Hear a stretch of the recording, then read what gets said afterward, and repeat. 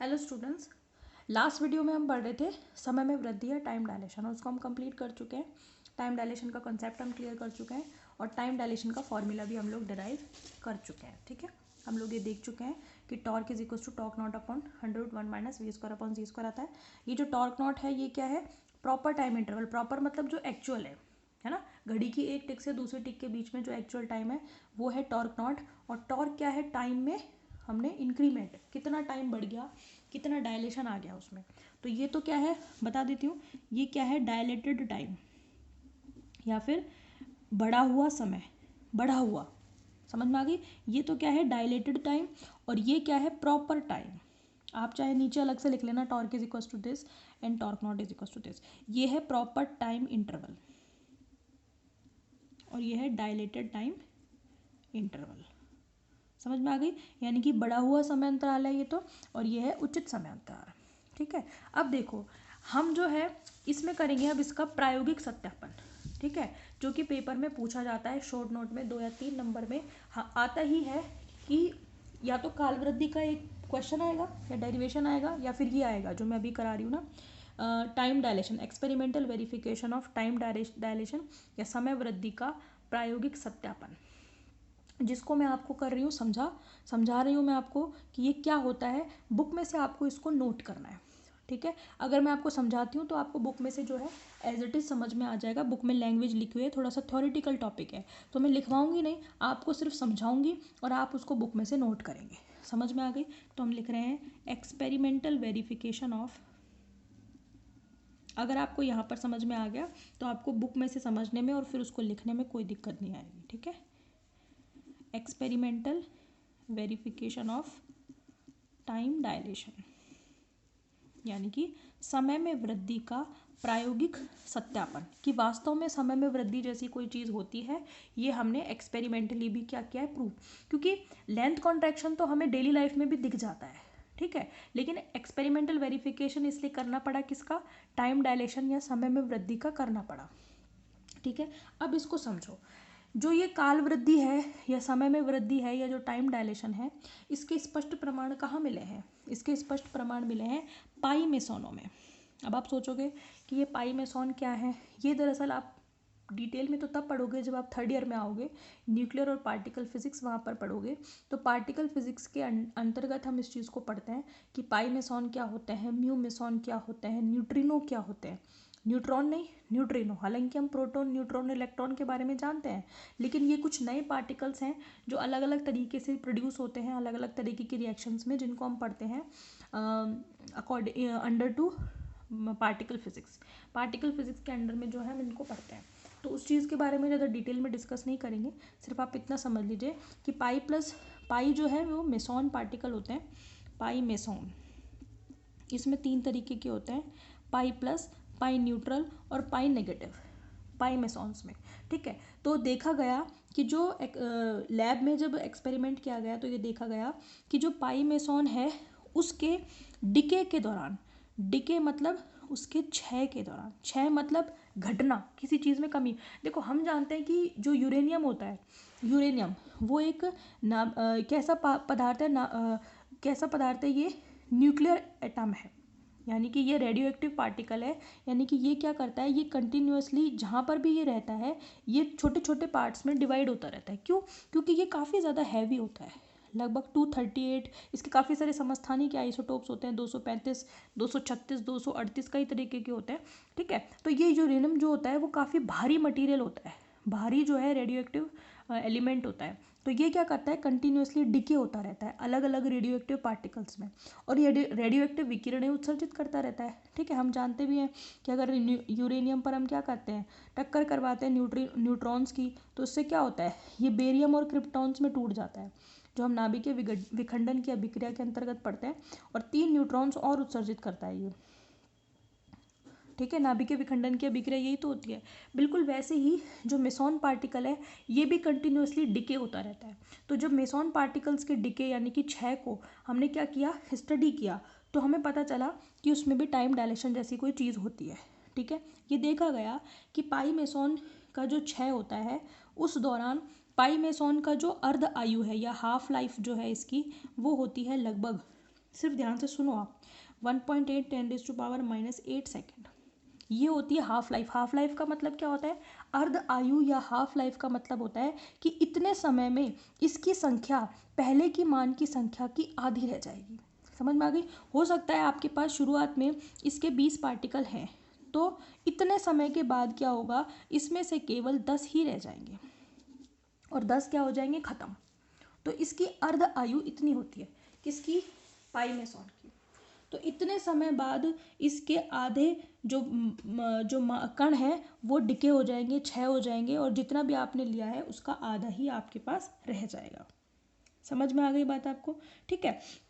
तो ये इसी के दौरान टाइम डायलेशन देखा गया। उन्होंने क्या देखा कि अगर पाइमेसॉन जो है उसकी अर्ध आयु 1.8 × 10⁻⁻8 सेकेंड है, ठीक है। इसका जो मास होता है, पाइमेसॉन का जो मास होता है, ये इलेक्ट्रॉन के मास का 273 टाइम्स होता है ना। पाई प्लस मेसोनों का अगर रेस्ट मास या विराम द्रव्यमान देखा जाए, ठीक है। अभी विराम द्रव्यमान आपको नहीं पता, विराम द्रव्यमान या मूविंग द्रव्यमान क्या होता है ना। ये चीज़ें 11th में तो, सॉरी 11th में नहीं, सेकेंड ईयर में आती हैं आपके। तो फर्स्ट ईयर में आप ज़्यादा जोर मत दो अपने दिमाग पे, सिर्फ इतना समझ लो कि जो नॉर्मल मास है इसका वो कितना होता है, इलेक्ट्रॉन के मास का 273 गुना, ठीक है। और अर्ध आयु कितनी होती है, 1.8 × 10⁻⁻8 सेकेंड। इतने समय में इसकी संख्या प्रारंभिक मान का कितना रह जाता है, ये आधा रह जाता है, ठीक है।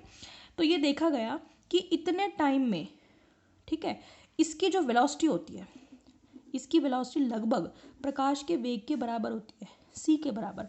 कितनी होती है वेलोसिटी, इसकी वेलोसिटी होती है लगभग 0.99 c, तो हो गई ना प्रकाश के वेग के बराबर। तो ये देखा गया कि अगर इसकी अर्ध आयु ये है और इसका वेग अगर प्रकाश के वेग के इक्वल भी मान लिया जाए, ठीक है, तो फिर डिस्टेंस देखो कितनी आनी चाहिए, इतने डिस्टेंस कवर करके ये आधा रह जाना चाहिए। डिस्टेंस, दूरी बराबर क्या होता है, चाल गुणा समय, स्पीड इंटू टाइम। स्पीड या वेलोसिटी कितनी है, c मतलब 10⁻8, समय कितना है इसका 1.8 10⁻⁻8 सेकेंड, ठीक है।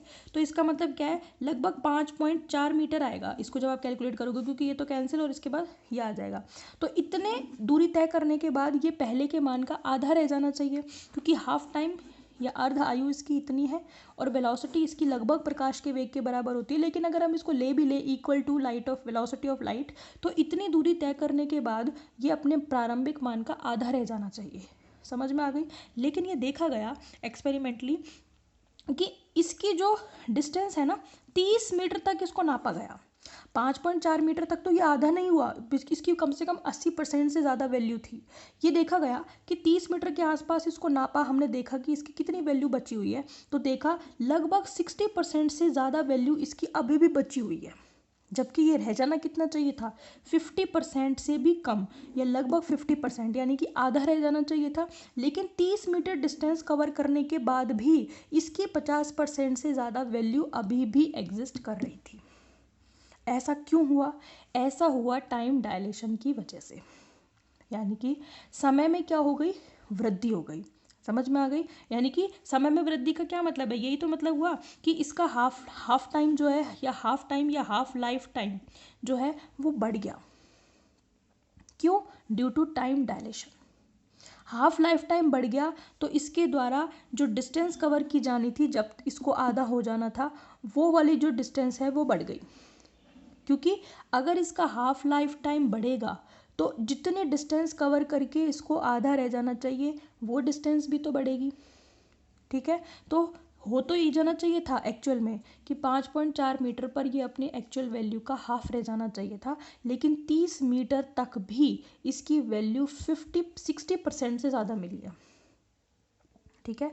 ये किसकी वजह से हुआ, ड्यू टू टाइम डायलेशन, या समय में वृद्धि या काल वृद्धि की वजह से। समझ में आ गई बात। फिर कैलकुलेट किया गया कि एक्चुअल वो कौन सी डिस्टेंस है जब इसकी वैल्यू आधी रह जाएगी, ठीक है। तो वो कैलकुलेट किससे करेंगे, torque is equal to torque nought upon √1 - v² upon c² से, ठीक है। तो यहाँ पे आप क्या रख दो, आप वैल्यू रख दो किसकी, v की। v कितना है इसका 0.99 c है भाई, 0.99 c ही तो है इसकी वेलोसिटी, ठीक है। तो इसको जब आप कैलकुलेट करते हो तो ये लगभग आती है आपकी, ठीक है। अब आप यहाँ पे जब रखोगे ना v is equal to 0.99c, और जब इसको कैलकुलेट करोगे, है ना, तो ये लगभग आता है 7 टॉर्क नॉट, ठीक है। 7 टॉर्क नॉट आती है। इसका मतलब इसका जो टाइम है वो प्रारंभिक टाइम का 7 गुना बढ़ गया। समझ में आ गई। तो फिर डिस्टेंस कितनी हो जानी चाहिए, डिस्टेंस देखो आप, इसकी डिस्टेंस इज इक्वल टू हो जानी चाहिए, ये हो जानी चाहिए दूरी बराबर 4 गुना समय होती है, ठीक है। तो फिर ये देखो, हाँ समय निकालना है हमें, है ना, समय निकालना है तो क्या करेंगे, वो देखो समय बराबर दूरी बटे 4, दूरी कितनी है, टाइम निकालना है ना हमें कि कितना हाफ, इसका हाफ लाइफ टाइम अगर बढ़ गया तो कितना बढ़ गया वो निकालना है हमें। तो टाइम इज इक्वल टू क्या हो जाएगा, दूरी बटे 4, दूरी कितनी कवर कर ली इसने, लगभग ये आपका, हाँ ये आपका देखो, हाँ सॉरी टाइम तो आपके पास आ ही गया, टाइम तो कितना आ गया 7 टॉर्क नॉट, और जब इसको कैलकुलेट करते हो तो आपके पास कितना आता है 12.6 इंटू 10⁻⁻8 सेकेंड, ठीक है। तो दूरी कितनी आएगी, दूरी आएगी distance, distance is equal to दूरी बराबर 4 गुना समय, 4 क्या है 3 इंटू 10⁻8, और टाइम कितना हो गया, बढ़ करके 7 गुना हो गया, हाफ लाइफ टाइम इसका बढ़ गया, एक्चुअल टाइम का कितना हो गया 7 टाइम। एक्चुअल टाइम कितना है, एक्चुअल टाइम तो ये है 1.8 इंटू 10⁻⁻8, 1.8 को जब आप 7 से मल्टीप्लाई करोगे तो आपका ये आएगा कितना 12.6, समझ में आ गई। उसका 7 गुना हो गया टॉर्क नॉट का, तो ये वैल्यू आ गई, ठीक है। फिर हमने डिस्टेंस कैसे निकालेंगे, वेलोसिटी ऑफ लाइट को इस टाइम से मल्टीप्लाई करेंगे तो लगभग आएगा 37 मीटर। तो हमने तो नापा था 30 मीटर के पास, तो 30 मीटर के पास तो इसकी वैल्यू 60% से ज़्यादा थी, लेकिन ये देख लिया हमने कैलकुलेट करके कि 37 मीटर की डिस्टेंस पर इसकी वैल्यू अपने पहले की मान की कितनी रह जाएगी, आधी, यानी कि 50% रह जाएगी। समझ में आ गई बात आप सभी को। तो एक बार फिर से बता देती हूँ, देखो एक्सपेरिमेंटल वेरिफिकेशन टाइम डायलेशन का ये कहता है, ये देखा गया पाई प्लस मेसोनों के प्रयोग में। पाई प्लस मेसोन दरअसल मिलते कैसे हैं वो भी बता देती हूँ। अगर आप क्या करो, प्रोटोनों की जो टक्कर है वो किसी पार्टिकल से कराओ लैब में, ठीक है, तो पाई प्लस मेसोन जो है वो एमिट होते हैं।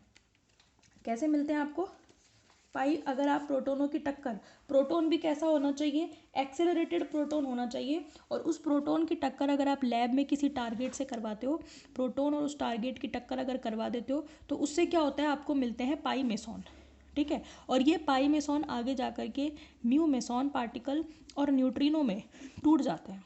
ये एक हो गई इसकी बेसिक जो है रिएक्शन, ठीक है। तो प्रोटोनों की किसी लक्ष्य से टक्कर कराकर पाई मेसोन मिलते हैं, और उन पाई मेसोन टूटते हैं म्यू मेसोन और न्यूट्रिनो में, ठीक है। अब हमारा सेंटर पॉइंट है पाई मेसोन।